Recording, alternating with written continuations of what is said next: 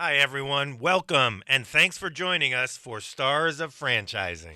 Get ready for a roller coaster ride through the world of franchising as we bring you the best stories of inspiration and entrepreneurial grit and turning dreams into franchise realities. That's right, Vinny. From emerging to global brands, we'll chat with the genius minds behind the magic. All brought to you by the Tariq Farid Franchise Institute at Babson College. I'm Ab. And I'm Vinny. Now, buckle up for some serious inspiration.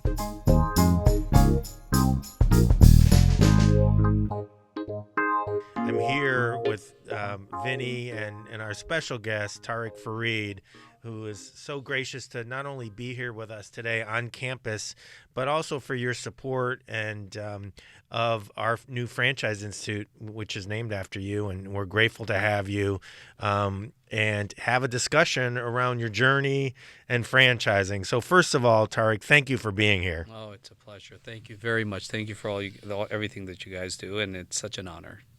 Such an honor. So, Tariq, we're going to fire off by just take us through a little bit at the early beginning. Right, even where you were a young kid, observing your mom or your grandparents, going there to the trenches, to make things happen. Yeah. So my family have always been farmers. And my family has a great American tradition that existed on my mother's side. My great-grandfather came to the U.S. back in 1911 as a laborer. So he was recruited as a farmer. They would go and recruit farmers out of India. Back then it was India. And they would bring them to kind of work on, kind of the railroad and the farmland in the West Coast, And they were in Punjab, so the tradition always was there that my mother always had this tradition that she would share with us that your great-grandfather went to America, and which was a big thing. We were in a little village. My grandparents owned a small farm, and then there were always stories of that they were in business, that they always are in business and they did all this stuff. They traveled the world. So when we came here, for me, at least with what I've seen, at that point, my mom thinks, used to say that my life started when I arrived in America, because previously to that, as a lot of us can relate, she loved learning, but in Pakistan, girls did not go out of the village. So she could only do 5 grades, so, and beyond that she couldn't go. So when we got here, she was our biggest motivation of, your great-grandfather was in America. And there was a story about how he made wealth at that time. He made money in America, brought it back to India, and our family did well, and they lost it all during the partition. India and Pakistan separated. So there was this great story of that. And so when we came here, it was always the inspiration of, you have a clean slate, you can do a lot, and all that it requires is hard work, and we're going to work hard. So the journey started, back, as soon as we landed here, everybody was facing difficulty and everybody got involved. So I got my first job and started kind of doing papers and cleaning yards and everything at 12, 13 years old. Wow. And ended up with an amazing gentleman named Charlie Fariselli. He owned a small flower shop in West Haven, Connecticut.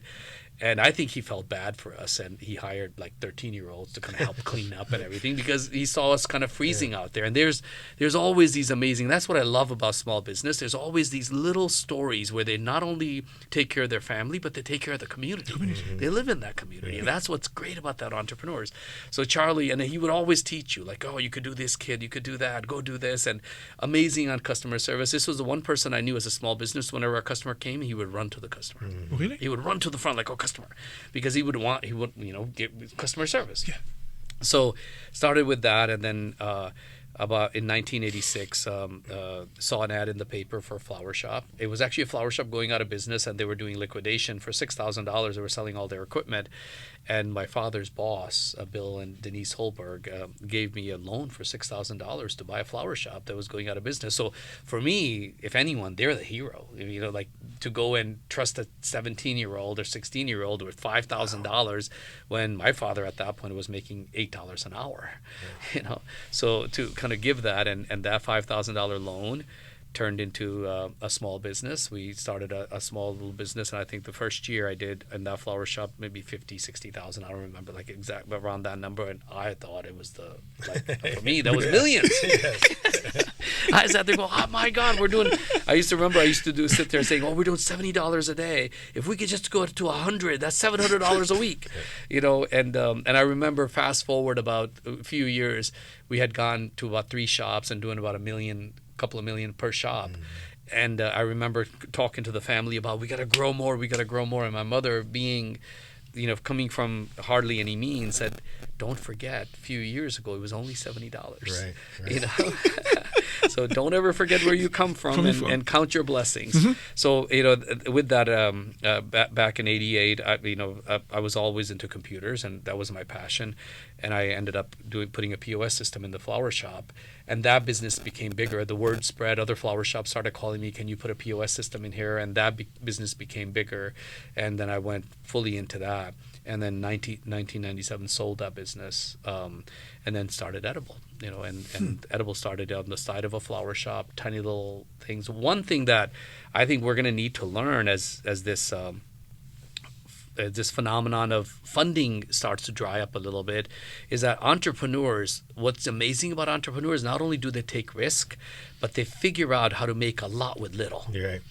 And latest culture has been, how do you burn a lot to achieve little? Like companies will talk about, well, we burned $10 million. Our burn rate is this. Where my thing is, as entrepreneurs, they need to take care of their family. They need to know this. So they usually will take $10 and make it into 100. And that's the magic. And so I think that was our philosophy from the beginning. Start small. And the main thing that's worked for us is always focus on the customer. And I've shared this story today. When I was 18 years old, my mother was probably the most amazing entrepreneur I ever knew. Like back in Pakistan when my father was here, she would figure out how to sell things, like sell, milk and other things to just make ends meet. And so when we got here, I would always complain about we're not doing enough sales. Right.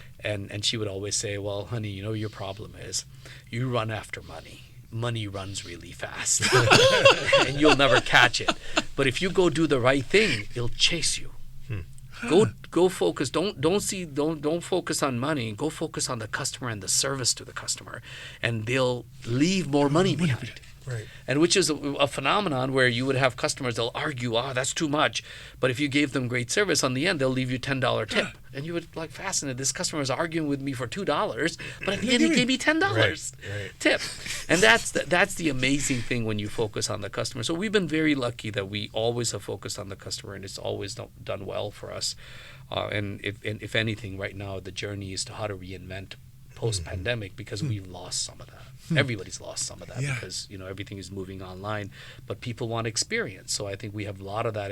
We have a lot of that history to give that experience. I see. Well, this is great. great lessons from your mother and your family, and your start, Tariq. Talk a little bit about your foray into franchising and how it happened and came about, which is a great story. Well, it's interesting. I'm sitting just outside of Boston, and so we had a flower shop. We have 3 flower shops at that time, and we put Edible in one of the flower shops. We started in East Haven, Connecticut. About a year and a half in, they're just, I think in any entrepreneur's journey, what you end up having is direct or indirect supporters.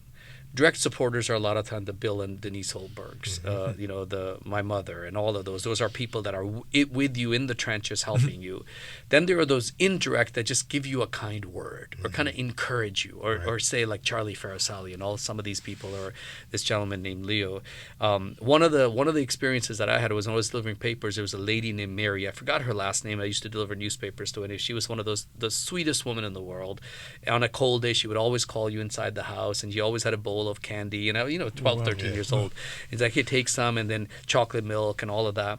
And I used to work very hard. I would show up at her house while it was still snowing to shovel her snow, and she's like, hon, the snow hasn't stopped yet. Come back when the snow. I'm like, I don't want anybody else to get it. She goes, no one's gonna get it. You come back, $7, $5, you can clean my yard. And she said something to me. I was maybe 13 years old, and she said, she goes, hon, you work very hard. I'm going to tell you, if you keep working this hard, by the time you're 35, you'll be a millionaire. Really? Now, yeah, She told you that. Yeah, she told me that, and I love the ring of that, millionaire. I'm like, okay. So for me, at that point, whenever I was doing something and it seemed impossible or it seemed really hard, her message would ring in my head. Right. Her voice would ring in my head to say, hey, keep working hard. I know you're working hard. I know you were supposed to go on this party with your friends. You're supposed to go on a trip with your friend, but you got to be in your store, and I would just follow her advice. So she was probably my earliest mentor, and then my mother was just this incredible believer that as long as you have your health, you can accomplish anything. Just keep focused on it. As long as you're doing the right thing, you'll be successful.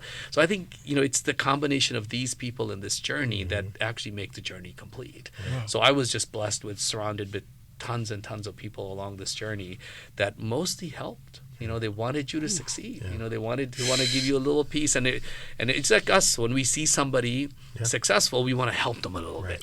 For me, there were a lot of people that pushed me over the wall. Wow. So it was just a blessing.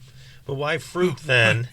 And to take that step. So I think the franchising story is that this gentleman goes to East Haven, Connecticut as we open our first store, sees the product, and walks into the store. And we're all busy, and we had a tiny little store. And I remember he walks into the store and he goes, "Hey, I live in Boston. Are you selling franchises? I want to buy a franchise." And we hadn't really thought of franchising, but one thing I knew is that in business, what we had learned is when a customer comes, you always say yes, and then you figure out how to do it. So if somebody says, "Hey, I need a delivery," you don't sit there going, "Oh, I can't." You said, "No problem, thank you." Because as my mother used to say, that every customer is a blessing. It's a blessing. Right. Yes. It's a blessing, and Yes. you say thank you. You say and you take that blessing, and then you figure out how to deliver on it, and then you always surprise and delight them. So when he came in. He said, "I want to open a store," and I said, "Let's do it." So we started and learned about franchising myself, and why franchising. Because I don't think we could have done anything else. Because one, at that time, funding was hard and getting money was hard, but our business was working and doing really well, and so we built a Waltham store ourselves, helped with our franchisee. And But you had 3 stores already before this gentleman came in. We only have one edible Only one? store, and we were building a second one. Okay. So I had gotten an advice from someone else who said, "Hey, build one like a franchise so you could figure out everything." We were in the middle of it. And, I remember when I opened the store in Boston, one of the things you're supposed to do is give them an operations manual. I hadn't completed the operations manual because I hadn't built the store yet. So about a year later, I went to him and I said, "Hey, the operations manual is done. Here's your operations manual." He goes, "I don't want that." He goes, "Does that mean I'm going to, you won't be available?" I said, no, I'm always available. Because the nice thing at that point was that you knew every franchisee, you worked with every franchisees, you knew their family. And at that point, they were a phone call away. And I don't think that has changed. I think it's getting back to that again, where it's really the support, it's really the encouragement, it's really the inspiration. And that's usually what entrepreneurs need, right? Entrepreneurs need that, either a little bit of a push, a little bit of an inspiration and all of that. And so why franchising was, one, the opportunity was there. And second, that was probably the only way we could scale. Wow. And it worked really well. And you had a successful business doing great numbers from your start, but banks and others wouldn't lend to you. Yeah, no. I did all the fancy business plans. I did all of that stuff. Interesting. And I actually hired my brother's MBA professor to kind of help write the business plan. Really? And the bank took it. I was asking for like $120,000 to open the store, and they rejected it. They're saying, "Well, we don't think this idea will work." And I'll tell you that there was a story. I started it. My father had a friend who's a professor, and he came and we were building the store. It was only about 500 square feet that we were building on the side, and then we had about a 300 square foot customer service person. He looks at it and he goes to my father, "What are you doing?" And I had a brochure, and I showed him the brochure. We're going to do this edible arrangements. And he taught at a university there. And he goes to my father, he goes, "I don't think this is going to work. I don't think it's a good idea." And I was actually busy laying the floor of the place. And and he goes, "How do you know this is going to work?" And I said, "Well, I'll tell you what happened. I made the first arrangement. I took it home. I put it on the dining room table. My mother looked at it and she goes, 'Oh, this is going to be big.'" back to her. And I said, that was it. Yeah. I said, okay, let's do it.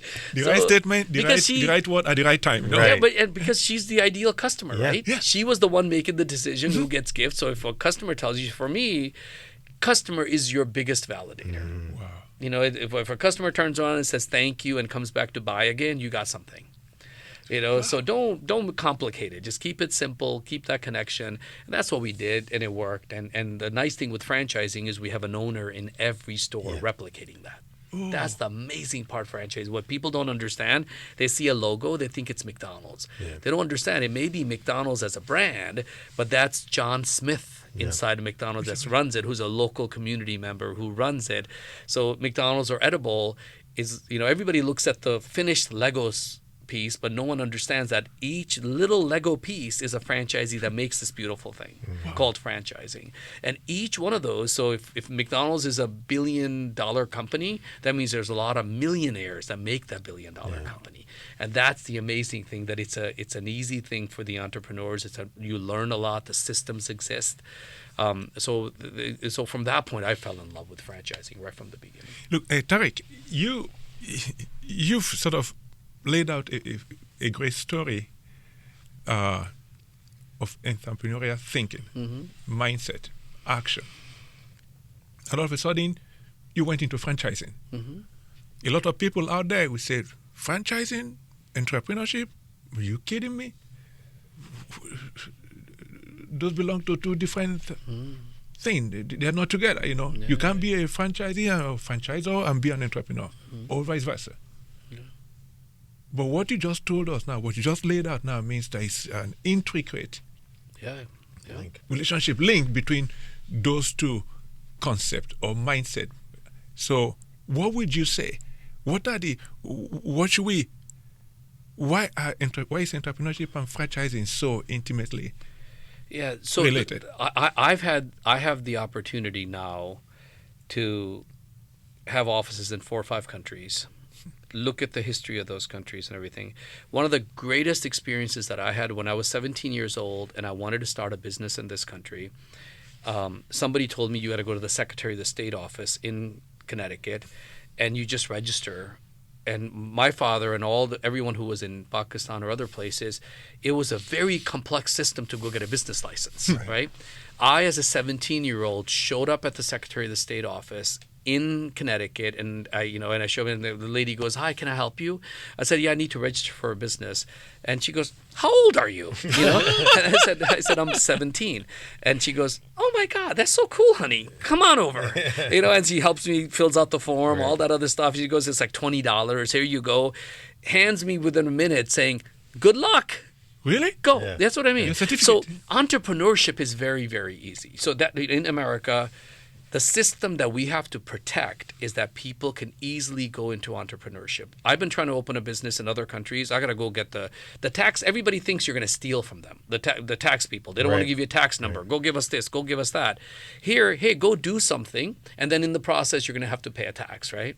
So I love this system here. So entrepreneurship, is that how people picture that somebody goes, opens their business? But what franchising does for entrepreneurs is the rails they can run their ideas on. Right. So the train is the entrepreneur. But what franchising does is to say, hey, all your energy, we're going to give you the formulas on this brand, go. And if it doesn't work, no problem, sell it. There'll be others that will buy it because it's a brand. So the misconception people have is this thing, they see it from the outside as a brand and they think some big wig is running it. No, usually it's the person who started a small business in franchising, became the franchisor, but then they're mostly helping other entrepreneurs come into the brand. I don't know how to run a business the way Starbucks runs it. I just don't. Only way I know is that an owner must be in every business. Right. And I love that part because every time I go, the owners are doing things that I don't think an employee or a person who doesn't have vested interest will do. Mm-hmm. They participate in the local community. They're part of that community, but they just happen to own a national brand that gives them the awareness and everything. So I think from that point of view, I think franchising is where everyone should grind their teeth. just from an experience point of view. It's a easy there isn't a barrier to entry. There's so much guidance and support you're going to get that at the end of it, you can achieve that success much faster. I wouldn't have been able to do what I did without franchising. Never. So even though you use the word like it's like the rail, Yeah. it could also be seen as that's where you scale. That's where You you scaling opportunity. Oh, you know, yeah. It's validation because it's been tried multiple times. So it means if multiple franchisees have succeeded, it means there's something here. That's it. Oh, yeah, of course. Look, there's problems in everything, right? If you want to focus on problems, you can find problems everywhere. But, I always tell people the problems, like in my system, I'm sure there's people who are unhappy, but it may be 4 or 5%. I used to have this rule, I used to train the people. I'd say, look, life is like middle school. Middle school is when the first time you start notice other students. And in middle school, you always had those 2 students that everyone wanted to be like. They had perfect lunch boxes. They came dressed right. Their mom dropped them off. They went to every trip. They got great grades. They always studied well. Then there were 2 on the bottom who never did their homework, never dressed right. They always failed every course. But then there was everyone else in the middle. Those other 18, we just went to school. We kind of benefited on good days and we didn't do good. But I think that's life. Yeah. Life is like that. And so I think with that, whenever you do anything, you're going to get that. You're going to get the good, you're going to get the everyone else, and then you're going to get the bad. You just cannot design that out of a system. You just got to manage it. But the trick in franchising is that you spend most of your energy on what's working, what's not working. Okay. Unfortunately, a lot of people get focused on what's not working. Okay. So you focus on the 10 franchisees or 10 owners or 10 employees who may be the issue, not the 90 who are doing a great job. Wow. And you talked about that earlier in that concept of focusing on the positive. And given how many franchisees you've seen and collaborated and worked with, and that premise around middle school, what are 2 or 3 things that the best franchisees do or attributes that you look for? I know you mentioned it earlier. If someone's not involved in the community, that affects your decision. Talk a little bit about that. So I think it's that philosophy that my mother had that, I've had this privilege now of working with the most brilliant people. When as an entrepreneur, we mostly focused on the customer and then making sure that at the end of the day you make profit, right? And there's no shame in that. The challenge ends up being when you design a business with profit in mind first, right? That becomes a challenge. I think you have to design it the way my mother said, which is go take care of the customers, go take care of everything first.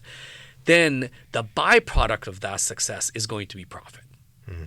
So I think what I see great in the franchisees who are just simply trying to, and for us, who are simply trying to help that customer celebrate that occasion phenomenally, right? With a wow, that they want to make sure it gets there on time. As long as you're focused on that, you deliver on that. So I've always said that in a business, focus on the compliments, not the complaints. Yeah. A lot of people will sit there and say, oh, I only get 3 complaints. I said, I don't think you designed your business to get 3 complaints. You designed it to get 100 compliments. Voilà. No one designs it to say, I'm going to get 3 complaints. Right. That's a flaw. But if you go get a compliment from everyone, even the person complaining will leave you a compliment. Right. So I think with that, a lot of the franchisees that get it right are the ones who are working on compliments. Who are working on wow. And it really is that simple. Everything else is in the middle. You could run your spreadsheets. You can do all of that stuff. You can do all the analysis you want. But if you get that part wrong, nothing else is going to be working right. It's going to be out of balance.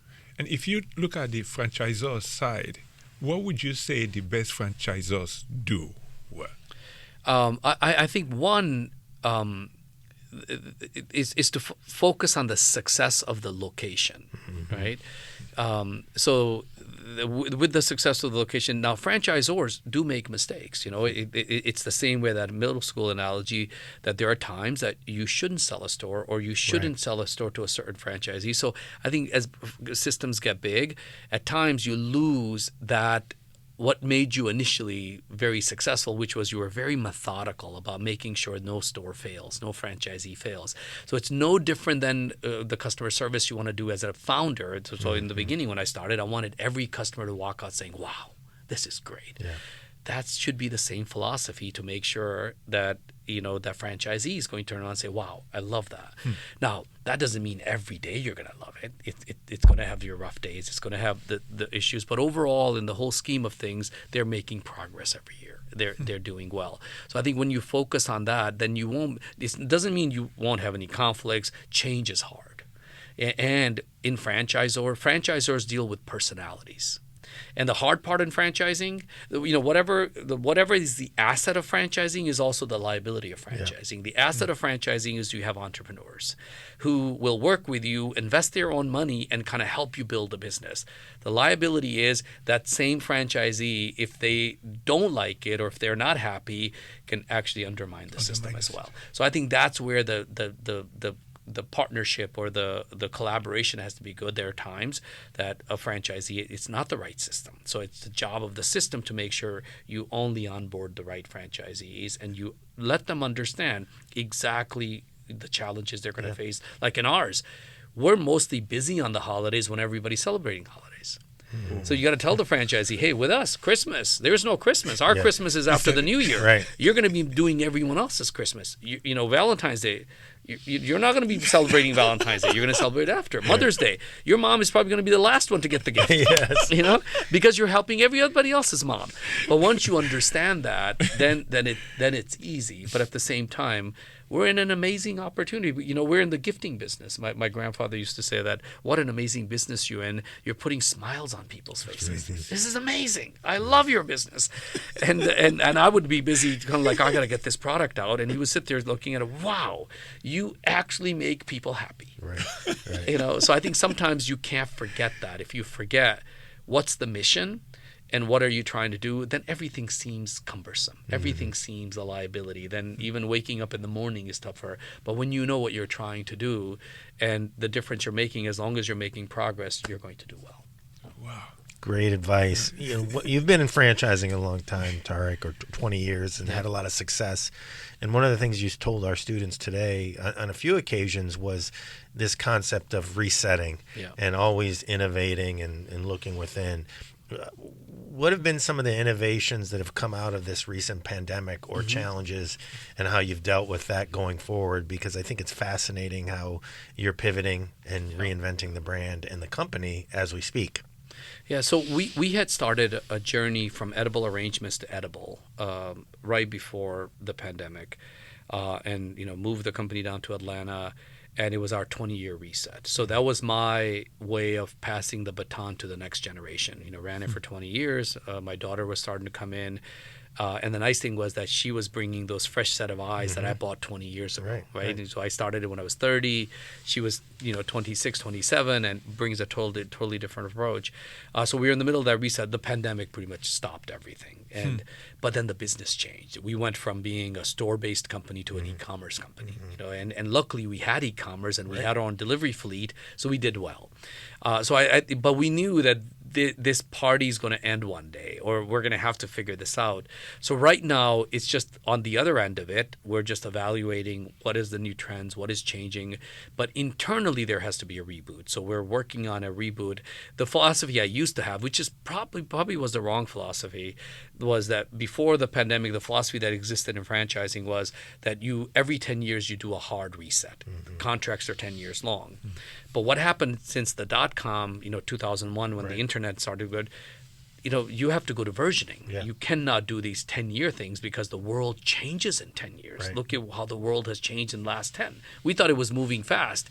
We went from the 70s to the 80s in rotary phones, 10 years of rotary phones going to digital, where we went from a BlackBerry to a device that literally replaced the computer within 10 years. So I think with that, now it's more incremental changes, more versioning, 2.1, 2.2 more often every year, small changes, so the experience, and then also turning our stores into experiences.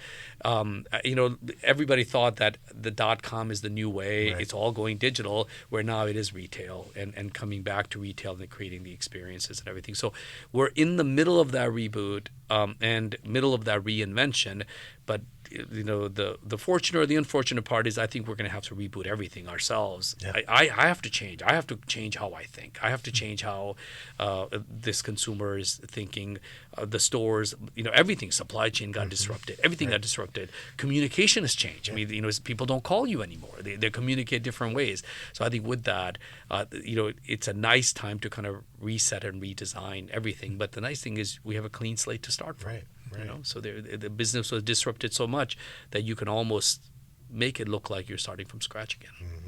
So talking about trends, is there something happening in today's world, maybe technology, innovation, social issues that might shape the world of franchising?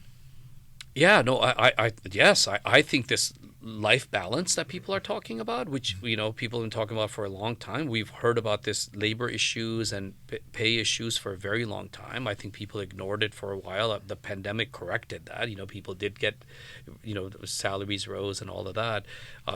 So one of the things in franchising was this whole life balance. These very long hours, the intensity of the work and everything. I think technology offers a lot of solutions to entrepreneurs where you can turn around and accomplish a lot in very little time.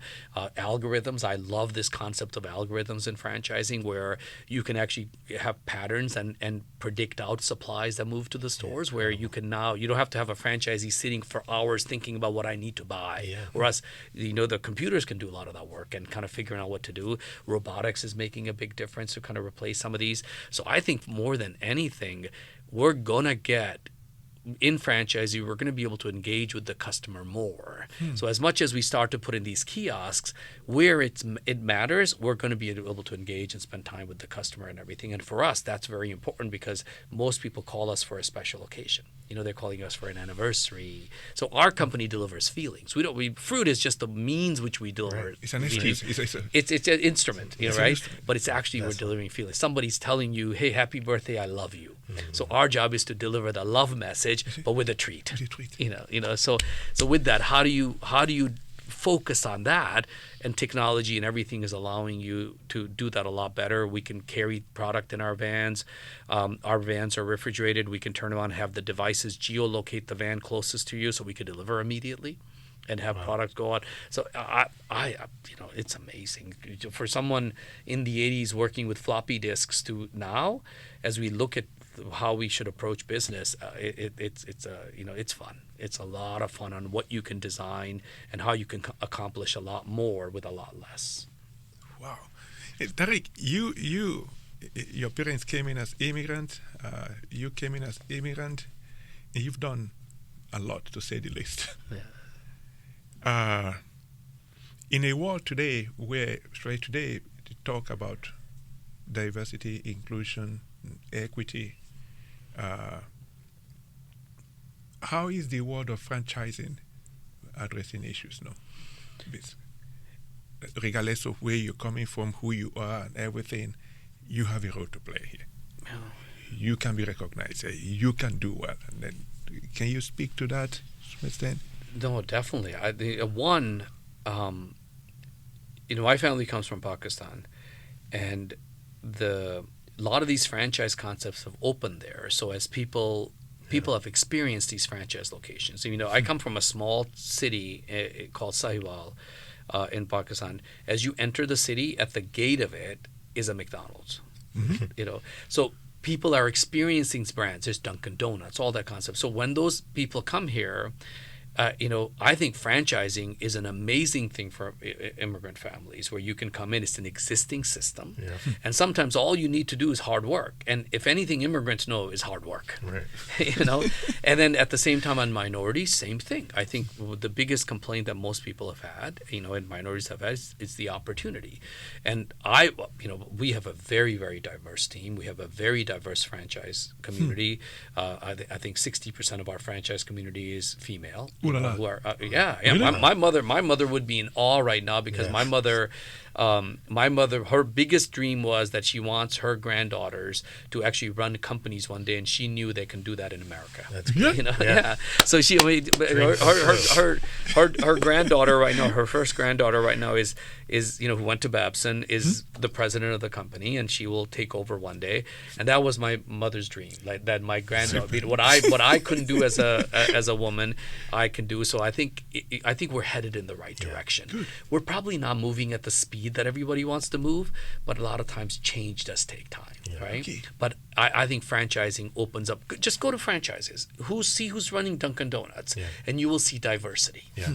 You see who's running McDonald's, you'll see diversity. You'll see different people. It's not just this one group.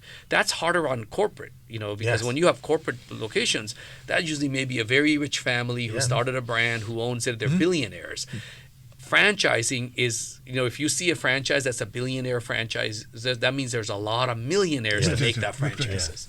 So we're in the business. I always say that we're in the business of making millionaires. That's franchisor. That we want to turn around and have as because as we have those if we have 1,000 millionaires, that means we're a billion dollar brand. But it takes those franchisees to do it, and a lot of those people, we have many franchisees that are, first generation. Maybe some of them just came here 5-6 years ago, and they had the entrepreneurial bug back in the way I had it back in Pakistan. You had the entrepreneurial bug. You saw business, but when you came here, you bought into a brand, and that brand may be the basis on getting into business. You learn the business. You learn a lot because in franchising, training is big, support is big. Where you're not alone when you're doing the business. A franchisor will help you.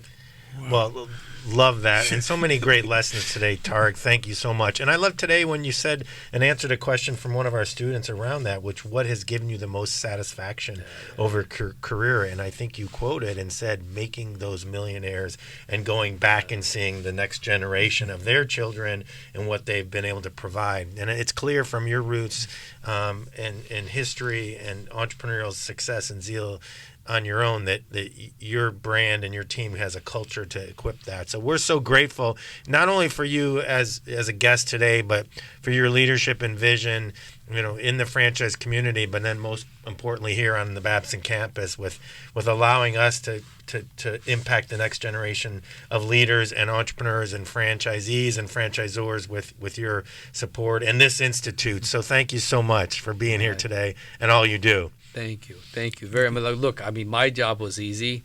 It's all the things you're doing and everything, and I think most of us, especially when you've been blessed with, I've been blessed with, is what you want to be known for is leaving a legacy, or if anything else, passing the baton. My grandfather used to say that this life is like a relay race. We've run it. It may not be that good, but here's the baton. Right now, you do something with it. Right. So the nice thing is, thank you for letting me pass the baton to you for whatever we've done and all the things that you guys are going to do for so many other Tariq Farids that hopefully will start franchises and do all that stuff. So really excited and very, very appreciative of all the things that you guys do. Thank you, Tariq. This was great. Thank you so much. Thank you. Some people ask me where I learned customer service. I said when I was young, I was the oldest. So when you're the oldest, even when you're 5 years old, you have to do a lot of the work. Right? You go and you do the stuff. Yeah. And I would go in the morning to the bazaars to buy stuff. And what I noticed that if you were the first customer, they used to call it the Bismillah customer, meaning this is the first customer. And when you went in and you said, "Hey, I want to buy, give me a dozen oranges," the guy would always put one extra in. So you can bless him. Exactly. And then if he was measuring fabric, when they were measuring fabric, they knew that they were, and then they would say, "Oh, here's your 2 yards," and then he would measure a little extra. Wow. Where now you go there, that same culture in Pakistan, the culture has changed where they figure out how to make the yardsticks a little smaller.